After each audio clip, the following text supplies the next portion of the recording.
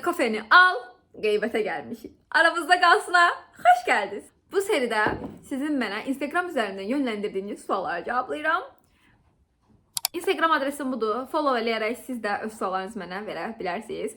Burada daha dərin mövzuları müzakirə eləyəcəyik. Ona görə aramızda qalsın. Allah, çox qəşəng suallarımız var. Tam belə dedikoduluqdur. Kaş simçikam olsaydı bu dəqiqə, amma çayım var. Bundan idarə eləyəcəm. Başlayırıq. Çox qədər. İndiyə kimi ən böyük peşmanlığın nə olub? Bu çox dərin bir hekayədir falan. Uşaqlar, bir şey deyəcəm, mən çox egoistcə görə bilərsinizsə, məsələn, başımavizdə istəmərəm, əslində qalsa. Amma mənim belə çox da peşmanlığım yoxdur ya. Yəni belə peşmançılıqlarım sizin nə mövzu var? Çox sıxıcı bir insan olduğumu ya da çox madiyyətə bağlı bir insan olduğumu düşünəcəksiniz. Amma şey düşünürəm. Kaş 2019'da TikTok'a girsəydim. Çünki əslində 2019'da 14 yaşım vardı. Yəni TikTok'a girmək üçün birazcık gənc ola bilərəm. Amma yəni 2019'da TikTok'a girsəydim, bu dəqiqə indikindən çox daha yüksək standartlara malik olardım və bunu da düşünəndə bir şey oluram. Yəni çünki TikTok'un patladığı il oydu və o il girənlər, məsələn mənim Cəmrə Solmaz örnək verə bilərəm sizə Türkiyədən və Azərbaycandan Nəcibə. Yəni ikisi də ilk girənlərdən və çox kişi partladanlardandır. İlk girib partladanlardan olmaq istəyərdim. Amma ən böyük peşmançılığımdır mı? Yox. Bir dənə çox böyük bir peşmançılığım var. O da ailəvi bir şeydir deyə onu danışa bilmərəm. Amma yəni onu da uşaq idim deyə onu da şey eləyirəm bir özümə. Uşaq idim yəni. Bilməyə bilərdim bunu və bəlkə də bilmirdim belə bir şey ola biləcəyini. Yəni o ən böyük peşmançılığım ola bilər. Amma sizə danışa biləcəyim ən böyük peşmançılığım bəli TikTok'a girməməkdir.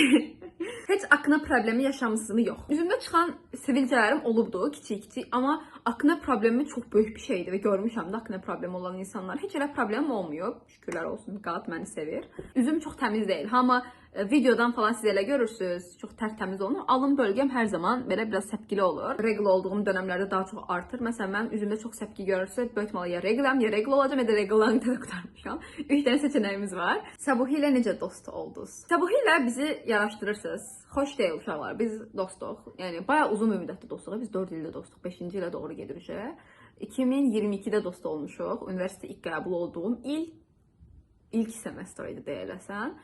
Getmişəm debat kluba. Necə oldu debat kluba? Mən budu könüllülərdəydim. Gəlsə debata qatılmağımı da danışım. Mən budu könüllülərdəydim. Ayın könüllüsü seçilmişdim. Bizim də sədrimiz demişdi ki, sən çox aktiv, çox əyləncəli bir qızsan. Məncə debat kluba qatılmalısan. Nitqində qəşəngdir. Məncə sən orada alındırarsan da debata qatıl. O da özü də debat klubdaydı. Mən də qızı çox istəyirdim. Dedim ki, okey olar, bir qatıla bilərəm də. Dedim və debat kluba qatıldım. Təlimlərdə eyni təlimə düşmüşük Sabuhi ilə və qadına şiddət mövzusu o dövr çox aktual idi və o mövzu üstündə müzakirə aparırdıq da. Sərt olduğumu bilirsiniz də. Əks fikir həqiqətən qəbul edə bilmirəm. Bir də əks fikir axmaqçı olanda heç qəbul edə bilmirəm. Və Sabuhi çox gerizekalıca bir fikir səsləndirdi. Allahım, boğmaq istədim də onu.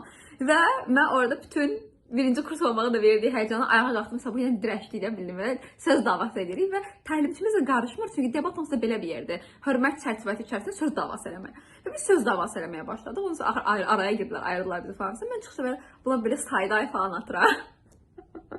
Neyse, bunun üstündən şey keçdi, bu olay keçdi. Biz orada tanışdıq ki, mən Sabuhi diye bir oğlan tanıdım, o da Ülker diye bir qız tanıdım.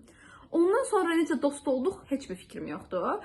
Biz belə eyni ortama gir çıx, danış falan arkadaş olduq. Hər də yaxın dostluq var da. Sadəcə küsmüşəm bu aralar Sabuhi ilə. Könlümü alsa yenə ən yaxın dostumdur dedim. Falan sadəcə dostum. Birlikdə oxuduq, birlikdə də məzun olduq. Amma universitetin 4-cü kursu bu qədər yaxın olduq. Eyni iş yerində işləməyə başladıq. Faktiki hər gün görüşməyə başladıq da. O dostluğumuzu biraz da pekişdirdi. Sənin qısqandığını hiss etdiyin bir qız dostuna kökünü əlaqəni necə kəsərsən? Sonra şimdi bir bacımız belə bir hadisə yaşayıb. Məni qısqandığını hiss etdiyim bir dostum olub. Amma şey olaraq qısqanmaq yox, yerimdə olmaq. O da olub əslində qalsa. Amma bu danışacağım dostum məni şey olaraq qısqanırdı məncə. Hər kəsdən, ilk sadəcə mənə aid olsun tipində bir qısqanclıq yaşayan dostum olub. Mən üzləşərdim bu arada. Bilməm, üzləşməyə də bilərdim əslində qalsa. Məsələn, ən son dostluğum üzləşməsiz bitmişdi. Yəni çox üzləşmişdik biz o qızla və sonunda səssizcə, sadəcə kiçik bir şeydə dostluğumuzu bitirdim.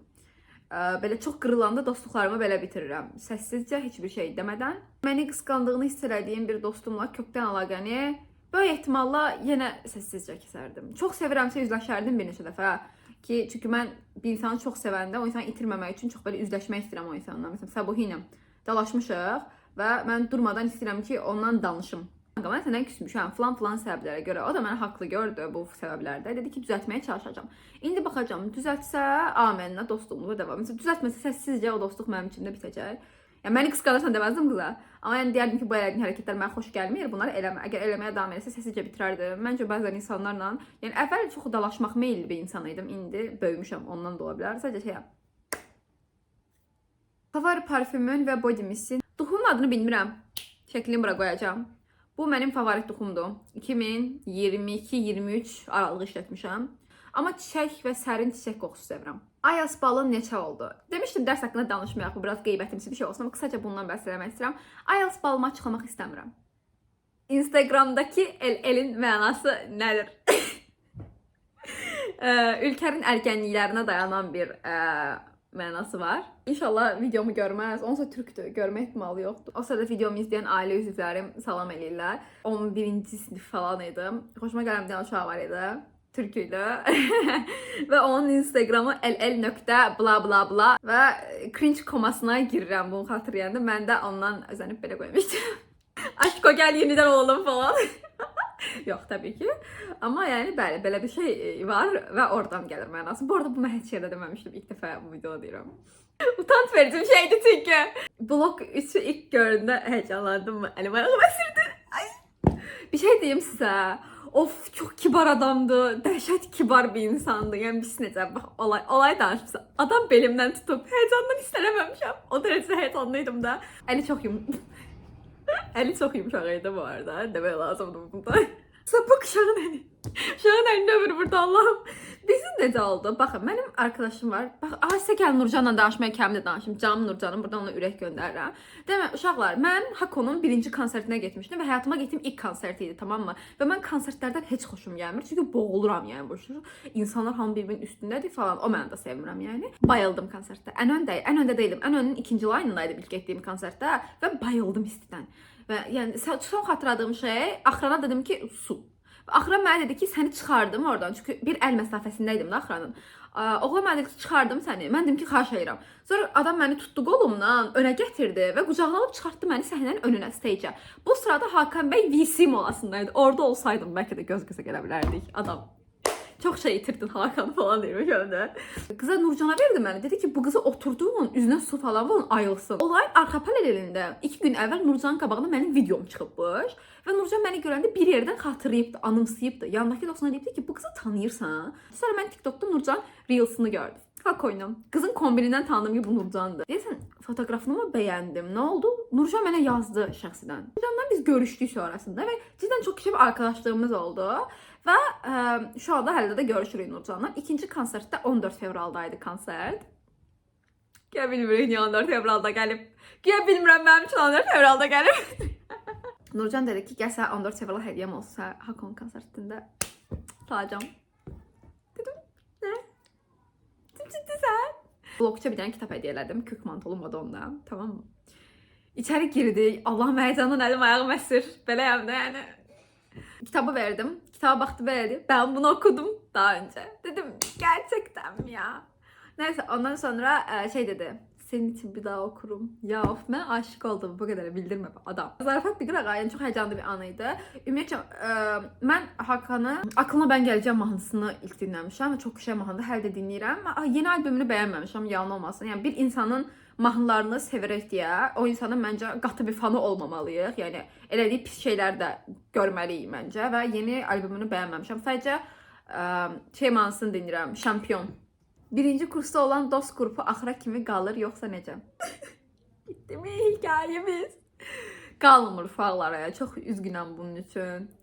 Birinci kursda qurulan dost qruplarının qalmamalının 2 səbəbi var. Birincisi böyüdükcə insanların düşüncə tərzi dəyişir və ortamlar dəyişir. Məsələn də universitet kuruqudur, amma universitet qutarır və artıq çox yaxın olanlar görüşməyə davam edir, amma general kuruq görüşmür. Ya da ki, kuruqdan biriləri bir-birlərinə aşiq olur, ya da bir digərləri çox yaxın dost olur və digəri dışlanır ya da ayrılırlar və kuruq görüşmür. Bizdə necə oldu?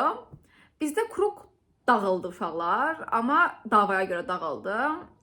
Yaxın dost dramasına görə dağıldı yəni bizim kuruqumuz. Biz 5 nəfərlik bir kuruquyduq. 4 qız, bir oğlan. Oğlanlardan biri Səbuş idi, digəri Nəzrin idi, biri mən idim, 2 dənə də arkadaşımız var idi. Qızlardan biri ilə tanışlıq zəminində hər də görüşəndə bir-birimizlə salam sağ olayıq, digəri ilə qətiyyətli sürətlə görüşmürəm. O qətiyyətli sürətlə görüşmədiyim ən yaxın dostlarımdan biridir. Dostluğumuz tam olaraq bu zəmində qırıldı. Əslən qalsa çox belə dramlı olaylar da yaşandı orada. Sadəcə şəxsiyə girmək istəmirəm çox. Yəni onun da şəxsidir çünki, yəni tək mənim şəxsim olsa bilirsiz tökərəm ortaya. Amma onun da şəxsidir, Kruqun da şəxsidir. Ona görə ortaya tökmək istəmirəm çox. Aşk həyatında gəlişmələr varmı? Uşaqlar, yoxdur. Yoxdur ya, bilmirəm niyə olmur bu arada. Yəni şey də deyiləm. Məsələn mən əvvəl deyirdim ki, eşq meşq lazım deyil. Mən oxuyacağam, işləyəcəm, zırt-pırt falan da ki, eləyirəm onlara bu arada, heç problem yoxdur. Amma yəni şu an elə bir fikrim də yoxdur, yəni şey də deyirəm, yəni eşqsiz yaşamaq lazımdır uşaqlar, sevməyin falan deyirəm. Amma bilmirəm niyə, yəni kafam dengi biri bula bilmirəm özümə, axtarmıram deyə istəqası, o da görə tapa bilməyə bilərəm. Yəni, mən eşq mövzularında çox sağlam papuç deyiləm uşaqlar, sevə bilmirəm çox. İnsanlar bu dövrdə münasibətləri çox cılızlaşdırıblar. Cılız bir şeylər yaşamaq istəmirəm. Hoşlandığımız kişilər oldu, bizdən hoşlanan kişilər oldu, amma yəni sevgililik, dilik falan olmadı heç həyatımda, sözünü açıq demək lazımdırsa. Sevgi münasibətlərindən biraz uzaq bir insanam. Yaxşı ki eləmişəm dediyiniz şey nədir? Yaxşı ki sosial mediaya başlamışam, yaxşı ki xaricdə təhsil sürəcinə girmişəm. Belə yaxşı ki eləmişəm dediyim çox şey var əslində qalsa. Yaxşı ki bəzi insanlarla əlaqəni kəsmişəm. Amma kaş eləməsəydim dediklərim də var. Birinci kurs məsələn, birinci kursu kompleks silə bilərəm yəni məsələn də. Kaş asanda könüllü olmasaydım. Birinci, varan bir. Kaş birinci kursa daha çox dərs oxusaydım. Varan 2. Ortalamam 87-dir, çox əsəbiyəm. İnşallah bu şey gələndə 90-a qalxacaq, təcrübə də gələndə. Amma yəni mən çox istəyərdim 95-97 ortalamam falan olsun. Altda Asan könüllüsünə bağlı sual var mənim. Yaxşı, kaş getməsəydim Asan. Bu arada Asan xidməti pisləmək üçün demirəm bunu. Yəni sadəcə mənim dövrümdə master 2-lər və komanda yoldaşlarım çox o deyildi. Neyse, top atmayayım etkime lazım değil. Etkimle uğraşamaram sonra. Komanda yoldaşlarımdan dost olduğum 2 nəfər var idi və sonra bir oğlanın üstündə məni eləmədikləri qalmadı mənə və oğlanla heç bir əlaqəm yox idi da. Abi olay sizə danışım, şok olun. Baxın uşaqlar, biz normalda subordinasiya olsun deyə master 2-lərə bəy və xanım olaraq xitab edirik və mən subordinasiyanı çox qoruyan bir insanam. Və yeməyə falan gedirdik, mən yenə də bəy deyirdim də o insanlara. Bir gün tək oturmuşuq masada, uşaqlar yemək almağa gedib, adamla söhbət edirik. Adam özü dedi ki, mənə bəy demə. İş həyatları xaricində mənə adımla səslən, olsa yaşlılıq falan da. Mən dedim, okey, adıyla səslənməyə başladım. İşdə deyilik, məsələn, çöldəyik, orada da bir Kruq var idi çünki. Çöldəyik, məsələn, bəy deyirəm, uşağın adıyla səslənirəm. Məsələn, fincan, fincan, fincan. Bizim qızlardan birində fincandan xoşu gəlir, tamam mı? Bağdagül də mənə durmadan söz atmaya başlayır ki, sən fincana niyə fincan bəy demirsən, fincan deyirsən? Mən dedim, kanka, özə deyir ki, mənə adam bəy demə də mənə, fincan da mənə sadəcə. Neyse, ondan sonra bu fincan, bir dəfə aç kimi çıxartdım, tamam mı? Fincan da sağ olsun, dedi ki, gözlərin də qəşəngdir. Mən də dedim ki, çox sağ ol. Çox sağ olun da dedim, sağ ol dedim, çox sağ olun dedim. Ondan sonra bu qız Bağdagül. Bağdagül deyir bu aradadır. Fincan və Bağdagül qoydum adlarını.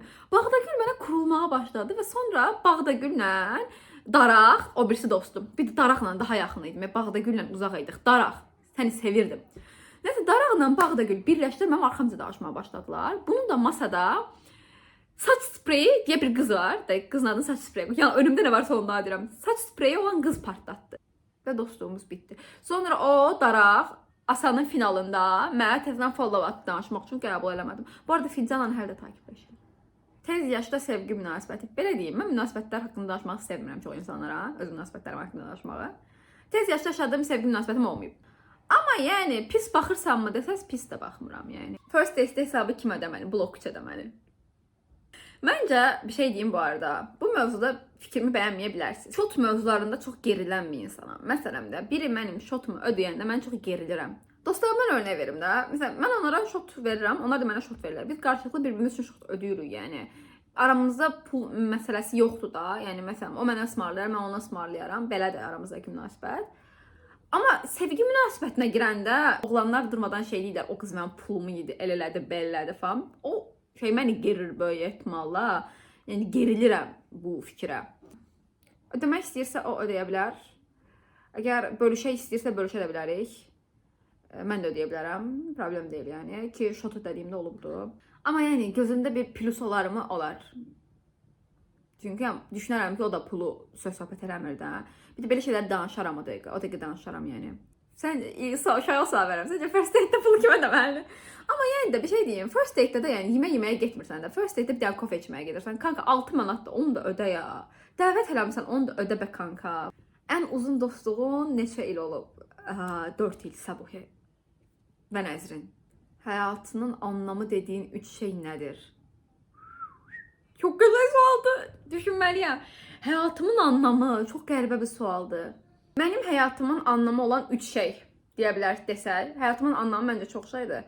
3 şey desək, mənə görə hayatımın anlamı bir ailəmdir. Əsasında anam. Anamı çox sevirəm. Anam kəndə gedib. Anam üçün çox darıxmışam. Anam gəlsin. 2 olaraq əyləncə. Mahnı, yedi, içdi, gəzdi, hər şey bunun içində daxildir. Əylənməyi çox sevirəm. Məncə həyatı anlamlı eləyən şeylərdən biri budur, əylənmək. Və üçüncüsü bölüşmək. İnsanlarla təcrübələrini, yaşadıklarını, əyləncə və hüznünü bölüşmək. Sosial mediada olmağımdan da hiss edəcəyiniz kimi insanlarla bir şey bölüşməyi və bağ qurmağı çox sevirəm. Səncə yeniyetməlikdən çıxıb gənc qız olmaq maraqlıdırmı? Yetkilir məsələmdə. İllərcə məsələn bir şey olanda ailən sənə yol göstərir. Amma bir yerdən sonra artıq qərarları özün almalı olursan. Yəni biraz enteresandır məsələn. İşə getməlisən, dərslər falan. Yəni böyüdükcə problemlər artır. Gələcək qayğısı, axırım necə olacaq, pul qazana biləcəmmi, istədiyim həyatı qura biləcəmmi? Bu qayğılar insanı yorur. Mən bunu deyəndə insanlar çox şaşırırlar. Mənim 15 yaşına qədər falan öz telefonum olmayıb. Qardaşımın telefonunu icazə ilə işlətmişəm. Dərslərimi oxuyurdum, qardaşım icazə verirdi, işlədirdim. 18 yaşına qədər qardaşım baxdığım kinoları nəzarət edibdi. İçində artı 18 şeylər olmasın deyə. Düzgün eləyib məncə bu arada nəzarət eləməklə. Bu mövzuda ona çox haqq verirəm. Haqlı bir hərəkət olub. Dünyanı gəzmək istəyirsənmi? Çox istəyirəm. Bilmirəm niyə ya uşaqlar yeni yerlər görmək mənə çox zövq verir. Yəni məsələn o gün getdik Qarabağa da. Ay Allah, hər yerə belə baxıram bax. Necə gözəldir təbiət deyə. Çox sevirəm yeni yerlər görməyi, yeni yerlər yaşamağı və onları video alıb çəkməyi, paylaşmağı çox sevirəm. Çünki məsələn də YouTube-umda ana olaraq qalırlar. Məsələn açıb baxıram, Xaçmaza getmişdim də məsələn. O Xaçmaz videosu bəzi səbəblərə görə gizliyə alınıbdı. Amma məsələn açıb Xaçmaz videosunu izləyirəm. Çox əyləncəli bir vloqdur. Qarabağ vloqu məsələn atacağam da, atmış da ola bilərəm. Çox əyləncəlidir mənə ki, açıb izləyirəm onu. Yəni çox əylənirəm. Bəli, sosial mediaya başlamaqla bağlı çox sual var, gəlin cavablandırıram. Sosial mediaya başlamaq əslində qalsa mən Cəmrə Solmaz izləyirdim. Ən çox yəni o dramları falan izləyirdim və o dövrdən bu yana həqiqətən istəyirdim başlamaq. Və ilk sosial media hesabım edit səhifəsi olubdu və Cəmrə editlər eləyirdim. Bəli. Cəmrə Solmaz fan olmuşam əvvəllər. Və ondan sonra düşündüm ki, mən özüm də paylaşmaq istəyirəm də. Və əslində qalsa mənim sosial mediaya başlamağa biraz da mənim travmalarımdan irəli gəlir. Mən məktəb vaxtı çox asosial və görünməyən bir insan olmuşam və görünmək istəmişəm. Dinlənmədiyimi hiss eləmişəm və dinlənmək istəmişəm. İstəmişəm ki, insanlar məni görsün, insanlar məni dinləsin, insanlar məni tanısın. Yəni, bu mövzuda bir travmam var və bu travmama əsaslanaraq da sosial mediaya başlamışam və hal-hazırda da görünürəm, dinlənirəm və tanınıram. Okey. Məsələn, biri gəlib mənim yanıma şəkil falan çəkdirmək istəyəndə o qədər xoşbəxt olaram ki, bunu sizə anlata bilmərəm də. Yəni, çox gözəl bir duyğudur. Və yəni, o yüzden mutluyam. O içimdəki qırğın uşaq çox xoşbəxt olur. Siz mənə rəylər yazdığınızda və s. falan. Amma çox özgüvənli və egoist bir insanam. Yazılan pis rəylərin birini belə takmıram, yəni və oxumuram. Yəni çox vecsiz bir insanam mən mövzuda. Yəni sosial mediada belə olmaq lazımdır. Yaxşı rəyləri qəbul edirəm, pis rəyləri rədd edirəm, bu qədər. Həyat fəlsəfəm budur. Çünki pis rəylər də şey deyil, məsələn, buncət falan, səsin cıcıydı. Nəyə bilərəm? Ay qardaş, nə edeyim? Səs əməliyyatım oldum. Erkek hormonumu qəbul edeyim. Yəni sən bəyənəsən deyə özümü mü dəyişdirim? Sən kimsən? Belə başlamaq qərarı aldım. Yəni travmalarımın depreşməsi və daha yaxşı həyat standartları istəməyimlə başladıq bu hekayəyə. Mənfi və müsbət xüsusiyyətləriniz. Müsbət xüsusiyyətlərim çox dostcanlısı bir insanam. Dostlarıma qarşı çox vəfakaram. Çox yaxşı bir dost olduğumu düşünürəm. Həmişə support eləyərəm, qabağa getməsi üçün ön ayaq olaram. Məsələn, bir işi varsa, məsələn, sosial mediamdan dəstək olaram, paylaşaram falan. Çox əyləncəli bir insanam. Mənim yanımda sıxılmazsan. Həqiqətən çox əyləncəli bir insanam. Əylənməyi yaxşı bilirəm. Anlayışlı bir, empatik və anlayışlı bir insanam. Bunlar məncə mənim müsbət xüsusiyyətlərimdir. Mən xüsusiyyətlərim fazla egoistəm. Məsələn, mənim canımı sıxırsansa ya da səndən sıxılıramsa səndən görüşməyə bilərəm. Çoxunluqla özümü ön plana qoyuram. Yəni bu əslində yaxşı bir xüsusiyyətdir, amma insanlar bunu mənfi xüsusiyyət olaraq adlandırdıqları üçün mən mənfi xüsusiyyət olaraq deyirəm. Yəni mənə görə mən önəmliyəm. Mənim həyatım var və mənim həyatım önəmlidir. Vaxtım da önəmlidir, həyatım da önəmlidir. Hər şey mənim üçün önəmlidir məndən bağlı olan. Və əgər sənin üçün önəmli deyilsə, ara bir ki, görüşməyə bilərik.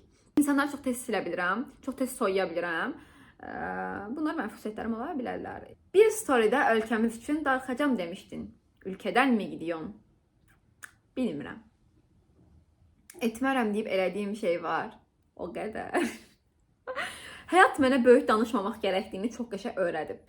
Əsla eləmərəm dediyim əsasən bir şeylər var və eləməmişəm onları. Amma yəni əsla etmərəm deyib də elədiyim şeylər də var. Var, bəli. Nümunə olaraq ağlıma bir şey gəldi, amma onu nümunə olaraq verə bilmərəm. Çox şəxsi həyata girir. Aşk hər şeyi affeder mi? Dersin zamanla geçer mi? Güzel günlerin hatırına aşk her şeyi affeder mi? Eder. Bence aşk her şeyi affeder. Ben eləyərəm şəxsən, yəni.